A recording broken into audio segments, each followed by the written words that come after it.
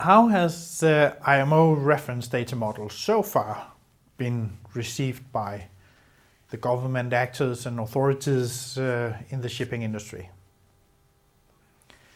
Well, even though IMO already in 2019 made it mandatory for all member countries to exchange the key data electronically according to the FAL Convention, a recent survey by the International Association of Port and Harbors, IAPH, reveals that only 30% of those responding ports comply with the mandatory IMO requirements.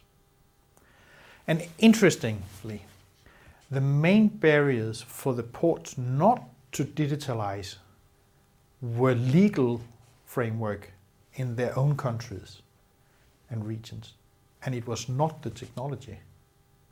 And this illustrates that local and regional solutions will simply not fly, and that ships in the use of the digitalization and digital exchange request ports and terminals and authorities to make use of international and harmonized solutions. The ongoing discussion of the implementation of individual maritime single windows is very valid, and such platform will make life very much easier for the ship, but only if interoperability is granted across the various windows. For quite some time, we have, at least in the European region, seen that the European Union have been split as member states, the European member states, have favorized to some extent their own individual window solutions.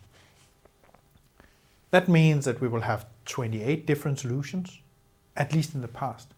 Because the positive news is, though, that during the summer, the European Commission and the European Maritime Safety Agency, the EMSA, has announced to implement the IMO reference data model into their system.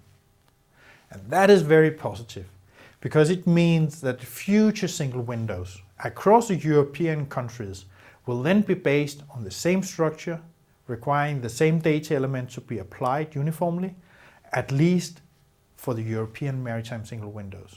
And hopefully then, we will have other national maritime single windows to follow the same approach across the globe.